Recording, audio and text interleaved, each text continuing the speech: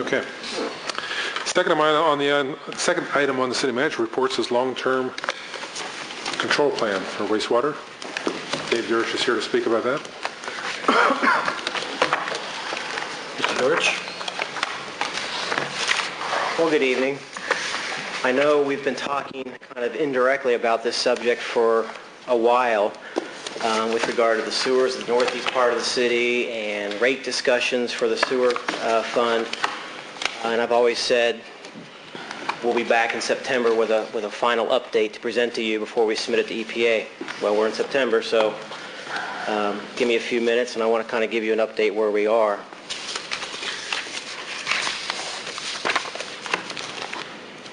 The long-term control plan is part of the National Combined Sewer Overflow Policy that was adopted in the mid-1990s. That federal plan is to help reduce or eliminate discharges to waterways. Cities back in the 50s were built with combined sewers. It's a permitted discharge, but they're looking at ways to eliminate those to affect water quality. The long-term control plan is the document that spells out what you will do and in the time frame that you will do it. Included in this is the flow metering of your system, using that data to do the modeling of your system, to develop your capital projects, look at the affordability analysis to say, this is our plan, this is what we can afford, this is the impact we'll have on the waterways.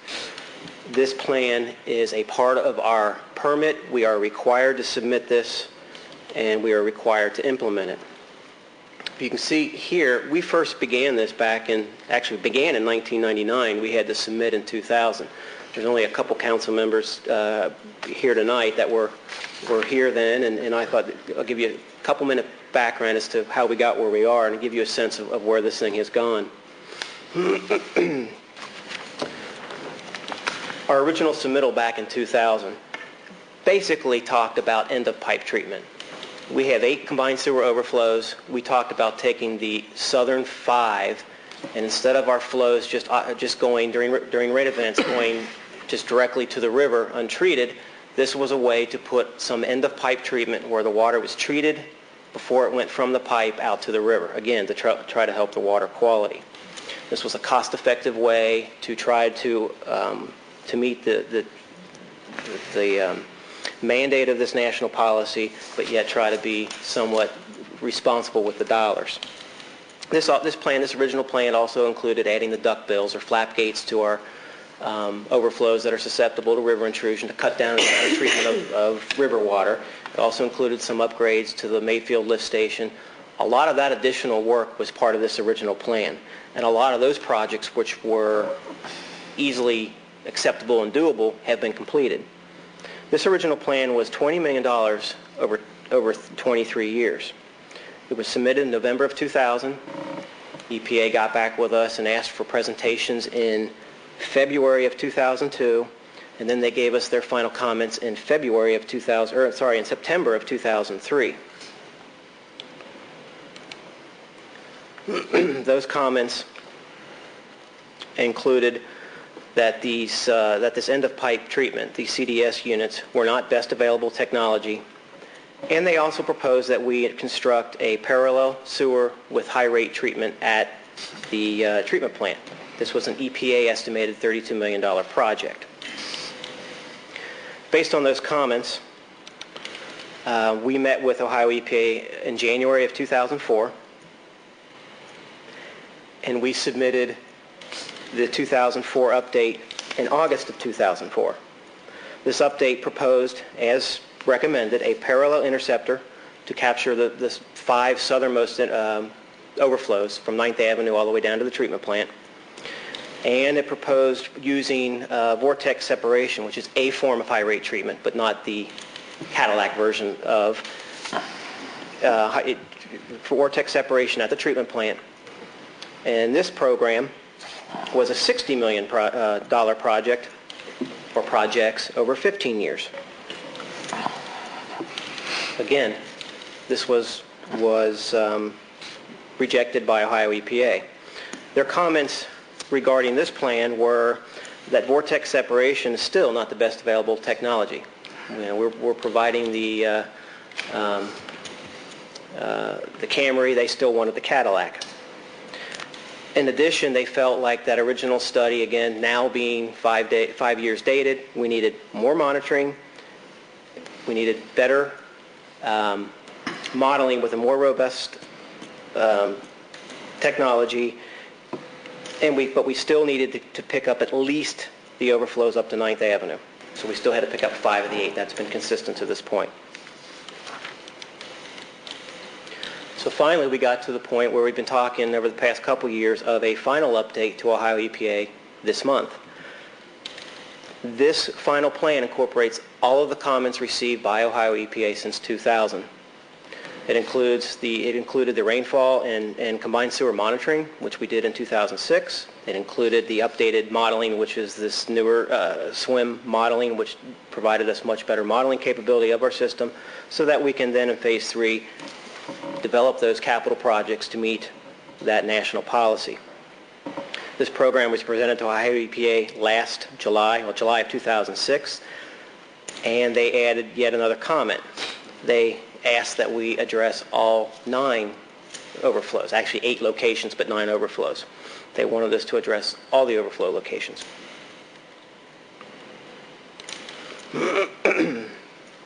So this final plan, which we have in draft form, which we intend to submit here by the end of the month, includes all of that monitoring, all of that modeling and calibration and evaluation that results in a $128 million project over a 20-year period. And I think I've sent you all the executive summary in your Friday update to try to soften the blow a little bit before tonight. Now, this plan was separated into 4 phases. The idea of that was to take those 4 phases and try to spread that cost to minimize the impact to the ratepayers. But again, some of the things that had to be done up front were the larger items. So the impact is we'll talk about in a little bit. It didn't get us where we need to be. Phase 1, which is the most expensive phase, is putting a parallel sewer, a 9 to 10 foot sewer, parallel to our interceptor from 9th Avenue down to the treatment plant, and installing new headworks at the treatment plant to handle these flows. This first phase for $87 million maximized the flows to the plant, which is again is part of that CSO policy. Once Phase 1 was completed, Phase 2 included disinfection of those flows. While we were still trying to postpone this high rate treatment that the EPA wanted, we needed to at least put some level of disinfection to deal with, again, the water quality issues. So putting Phase 2 in here at $10 million was to buy us some time before Phase 3. Phase 3, which is $21 million, is that high rate treatment that EPA has been kind of pounding us for. The end of pipe units was not acceptable. The vortex separation, the Honda version was not acceptable. This is the Cadillac version of high rate treatment. This is what Ohio EPA wanted. Once these phases are complete, this kind of gives you, it's awfully busy, but this is the existing treatment facility with these new facilities added in. Again, there's the silver lining to this, if there is one, is this treatment plant, the newest stuff is 30 years old. And while we've been making upgrades, this will deal with a lot of the aging infrastructure, so we get something out of this by way of an updated facility. It's still a total of $128 million. Finally, Phase 4 is replacing the interceptor north of 9th Avenue, upsizing it, again, to maximize the flows for those northern 3 overflow points. That's a cost of $10 million. Well, that's all well and good. We've kind of laid out, based on the modeling, what we can do based on what EPA wants. The big issue, and one of the most critical pieces of this plan, is this affordability analysis. This affordability analysis is something EPA spells out what they want. This is not us coming up with what we think it is. This is following U.S. EPA guidelines as to what is affordable by community. Long and short of it is, just to give you a sense, there's a lot of economic factors that go into this. Median household income's one, unemployment rate. There's a ton of information that goes into this plan, and what it spits out is a burden.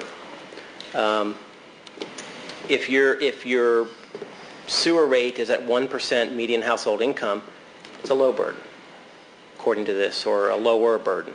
If it gets upwards of 2% of median household income, it's a high burden. And in most of the cities that have been in negotiations, you land somewhere in between there. In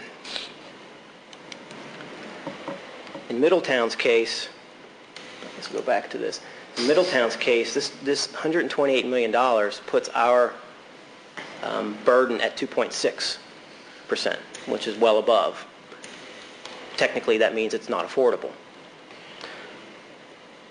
So what we're facing here is to submit a plan that is $128 million. There's really no time frame tied to this. We've looked at 20 years, we've looked at 30 years and beyond. It's still not affordable based on the affordability analysis. Rates will go, I think that number 200 is probably a little low, especially when you can do the math on the Oakwood study that I put in front of you earlier tonight. But we're looking at quite a rate increase, which is part of why we've been anticipating this over the past few years and doing rate increases 10-15% on the sewer side to try to take a bite of this elephant, or eat the elephant one bite at a time. But where the plan kind of sits is we've done all this work, we've met all of the Ohio EPA's comments, we've done pretty much everything they want, and this level has constantly gone to the point where we've now crossed that affordability line. So where do we go from here? We still have to submit this plan by the end of the month as scheduled. One thing you don't do is just because we say in there it's not affordable, you still meet the time frame so that you're in compliance and you don't get additional fines because you don't submit on time. But what we've done is we've put in there that this is not an affordable project. We've done everything you've asked, it's not affordable. So what we intend to do is once we submit it to EPA, we're going to contact EPA, and more than likely it's US EPA is going to phase in, Ohio EPA is going to phase out, and we're going to start the negotiations. We've done everything we've been asked to do. It's above the threshold. Where can we scale back? There's a lot of different things that we're going to talk about internally. Do we change the level of treatment back to the Honda Accord? There's a whole number of things that we can do. But in the end, this is kind of what we have to submit with the caveat that it's not affordable. Let's start the negotiations. A lot of the larger cities, just kind of the end on this note, the larger cities have all been through this to this point. Cincinnati, Columbus, Cleveland, they've all gotten to the point that they're in negotiations. I'm not so sure any of them have settled on the final consent decree. It's a negotiated process. They've been at it for a couple years ahead of us. They're in the billions of dollars. So luckily we're a smaller community, but it's still not affordable. It still has the same impact on the individual ratepayers. So I would anticipate that this next phase will include the attorneys and the negotiation, and I think the way I've presented it to you guys in the past is I'd rather spend $1 million in negotiating the settlement and save $10 or $20 million on the final capital cost. So that's kind of, I think in 10 minutes, I think we were talking earlier, I think I've spent about $12.8 million a minute here to give you the general summary. At this point, just kind of want to turn it over to the questions you might have. I know that's a loaded question. Well, the biggest question I've got is if all these cities are finding that this is not affordable, then how in the world is the EPA sitting there shoving this down everybody's throat, forcing us to now pay out legal fees to fight it? This doesn't make sense. The cities that are, the issue is they're going to settle, and again, I've got experts here from Brown and Caldwell for some of the tough questions. And if I'm wrong, they'll start walking to the podium. So if you see them coming, I misspoke. Most of the cities are going to end up between that 1% and 2%. Most cities will. Yeah, the larger cities at those dollars, they're talking, I think, in those ranges. Okay. They just have a larger customer base, right. A bigger system, bigger problem, bigger costs. It's all relative. Mm-hmm. Some of them might have submitted initially at a burden that's higher than that 2%, but that's where the negotiations come in. Okay. Kind of the second half of your question is how can they, they can. I mean, they're charged with implementing the national policy, and it's all down to the water quality. And as long as it's within those guidelines, they can dictate that. It's just another one of those unfunded mandates. Now, I know it's been phased in. Larger cities were first, now the next level cities, and that's why we're talking about this. Are we going to find that most cities that are in our population range, in our infrastructure, the needs of our infrastructure, are we all going to fall into this unaffordable category? Do you anticipate, or have you had other conversations with other cities? I haven't directly. Come on down. Well, Tim Cook is, he's actually been working on this with us since '99, so I think part of why I have them here is to answer those questions. They're dealing with some of these other cities as well. Good. Good evening. Good evening. Thank you. Just introduce yourself for the record, please. Oh, yes, I'm Tim Cook. I am the project manager with Brown Caldwell. Thank you. And I have been working on this since its conception. To get back to the previous question on affordability in the bigger cities, we're intimately involved in the Columbus operations. I've also been working with MSD for like 25 years on these issues. Cincinnati MSD is $2.5 billion. Columbus is $4.5 billion, and Cleveland's $4.5 billion. They're huge numbers, but in fact, but the thing is, they're really less effect on those cities than the smaller one is on Middletown, the burden itself. Right. So none of them are on resolution yet. What they're doing is the affordability thing is the key. And right now Middletown can't afford it. They're all approximately, I think Toledo's at 1.7%. Everyone else is real close to 2. The current thing appears to be like 2% is what they try to beat. That's still a lot of money. I mean, in Middletown, that'll be 80 to 90 million. And it all depends on how it's structured. That's why the phasing goes in. Because if you spread it out and take a bite, the elephant, you can spread it out and not hit that burden that fast. Mm-hmm. So that's why they play with, you'll hear the affordability numbers. Right now, Columbus has pretty much agreed with the EPA, except they want 40 years for their package. And the EPA is saying, no, you need to do it in 20 years. So right now, the lawyers are there. So there's always going to be a negotiation. It's going to take I told Dave when I started this thing that we're going to go in with this first plan, and we've been following it. Because we proposed the CDS units at first, because that was the lowest cost, to me, most reasonable thing to do.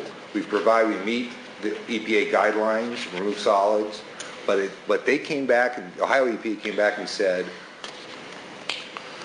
is it true that you add pollutants? We actually proved to the EPA, we're the first ones in Ohio to prove to the EPA that during a wet weather event, the water quality, the Great Miami, improves as it passes Middletown. Yeah. It improves because you've got a lot of runoff, agricultural runoff upstream. And they came back and says, well, we don't care. You are increasing the pollutant load. Can you deny that? Oh, no, you can't. So, that's where we are. Now, to your question on smaller cities, Terre Haute is now under. Hamilton is under on SSOs. Yeah. So they're starting to ratchet down. Will they change the guidelines? No, it's going to be the same. You're affected by the federal CSO guidelines. So the removal levels and all this stuff, that's what we're going to have to go to. Now, what Dave's alluding to is where we go now. We have to go in and say, hey, there's no way in heck we can meet these. There's none. So you're going to have to lower some of the things that you have that, and we have to make an agreement on this, like level of service, how many times the CSO is allowed to overflow in a given year, or the removal percent. 85 MSD's trying to fight them right now to go from 85% capture, which is the amount of solids, I don't want to get too technical, to 75%. They're trying to get a break there. And they've already agreed to $1.5 billion. You've seen that in the papers. But EPA wants another $1 billion out of them. So. Okay.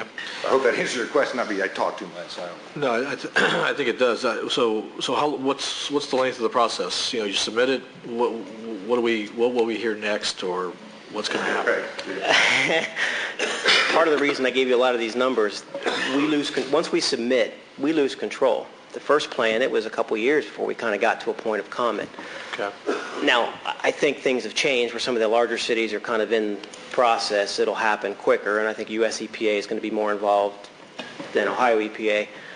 But there's really no good answer. I think our intent would be to submit it and make some contact with them still this year, I would suspect, and start that discussion. Okay. So I don't have a good time frame, but And finally, we whittle it down to a number that EPA is going to force upon us. So is that In the basically what's end- going to happen? in the end, there's And going to then we be a have to- negotiated settlement somewhere. Then we have to try to pass that along to our consumers, our residents here. So we're talking anywhere from, 4 to 5 times what we're paying right now? Possibility?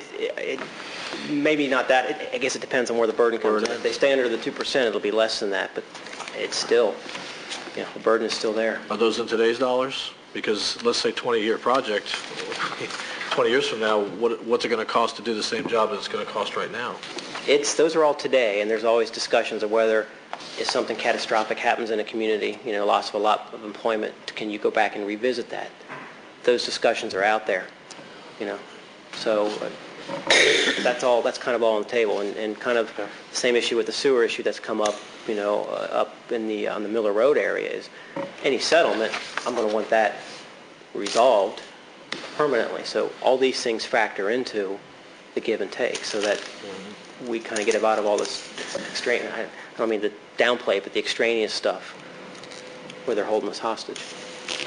Got a couple questions along those lines. Does this submission bind us to anything today in terms of a commitment, or it's just saying we're entering into negotiations? There's no, it's like shake your head, no firm. There's no commitment. No commitment, so we're not. Our plan. Right, okay, so it's our plan. Our fear was we submit a plan that they say, good, and we're putting in here through this whole thing. No, we're saying it's not affordable. This is Okay. what we did based on what you want. It's not affordable. We got to get together. So Okay. that was a lot of discussion that we had, but we felt we'll submit it to meet that timeline, put in there, it's not affordable. That was smart. You did a good job. That's these guys. Okay. Now, and you mentioned tying in the northwest side of the city there in terms of being able to get the sewer expansion out to that point for future development. Is that tied in at this point, or is that going to be a negotiation point? It's not the physical connection. We can extend the sewers. The issue has been for the past couple of years that Ohio EPA would not approve a permit to install to allow those to be extended until this plan either was submitted or approved. It kind of goes back and Okay. forth. So I want to get that freed up as part of, we'll throw everything at this we can. The other thing I'll point out, in the affordability analysis, the one thing we do include in there, not just, my fear has always been putting all your eggs into one basket. We raise all these rates to do the things they want. We still have an aging infrastructure. We still have improvements to the plant that I mentioned is aging. We put a lot of those dollars into the same plant. So all of that is factored in over whatever, I did a 40-year, I think, 30-year. We add monies every year for all of that stuff so that we take care of what we have as well as the stuff that they want. So all that's factored in here. So we aren't left doing what they want with this stuff falling apart. So that's factored in. It has to be. That's the only way we can go. Any other questions? Thousands.